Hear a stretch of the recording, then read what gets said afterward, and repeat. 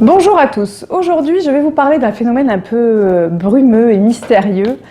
C'est quand on devient parent, nos parents se désintéressent complètement, j'exagère, de notre vie à nous pour s'occuper des tout petits qui viennent d'arriver. Il y a un phénomène vraiment mystérieux, comme je l'ai dit au tout début, parce que pendant la grossesse, pendant le temps de cette attente-là, notamment les mères et les fils se rapprochent beaucoup, les fils aussi se rapprochent et posent des questions. Voilà, il y a quelque chose qui se passe entre les deux générations. Et quand la troisième arrive, ben, les grands-parents investissent complètement cette génération-là.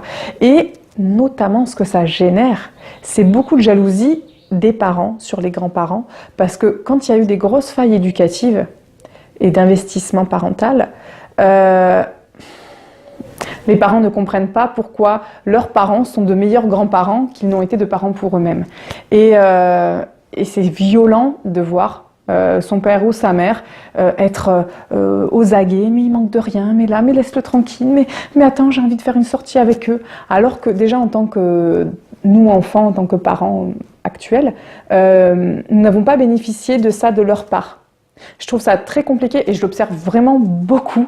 C'est un des reproches qui ressort énormément dans ces phénomènes transgénérationnels, c'est que on observe parfois que nos parents sont meilleurs grands-parents que parents. Et ça, c'est un peu violent. C'est pour ça qu'il est important de se mettre aussi un petit peu du baume dans son cœur, de se dire, surtout quand on voit comme c'est dur d'être parent, de se dire qu'ils ont fait ce qu'ils pouvaient, et ils ont fait au mieux avec leur travail, leurs soucis, leur vie sentimentale, leur vie de santé, leur vie parentale, leur histoire du passé aussi, parce que les enjeux, les traumas d'enfance reviennent quand on devient parent, et donc c'est ce qui se passe. Sauf que quand on a été parent et qu'on devient grand-parent, bah, les enjeux sont passés et les enjeux sont complètement nouveaux avec les petits-enfants.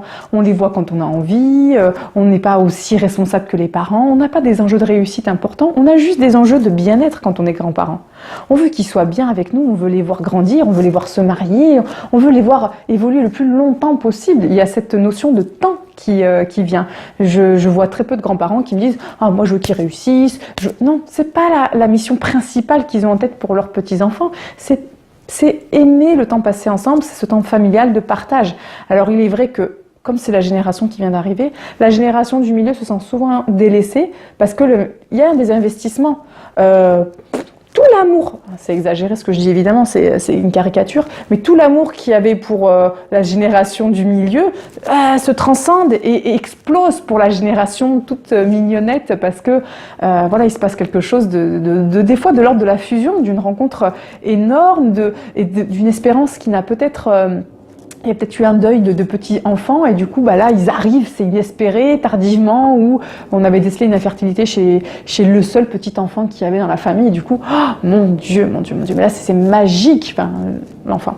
Et donc je pense qu'il est important d'avoir ça en tête et que vous passiez le mot le jour où vous allez être parent, la relation avec vos propres parents va sûrement se modifier, pas systématiquement évidemment, mais ça va peut-être bouger, ça va peut-être vous déplaire, ça va peut-être être magique parce que vous allez sentir une union, une unicité, c'est très bien, mais vous allez peut-être aussi sentir voilà, hein, on se réécarte un petit peu, c'est un peu violent, on voit des enjeux, des schémas qu'on ne connaissait pas, ça va nous piquer peut-être. Donc je pense qu'il est important d'avoir cette notion-là. Observez aussi, si vous n'êtes pas encore parent, autour de vous, justement ce phénomène-là, et posez des questions. Est-ce que toi tu t'es rapproché de tes parents depuis que t'es parent, ou est-ce que tu trouves que c'est un peu plus compliqué?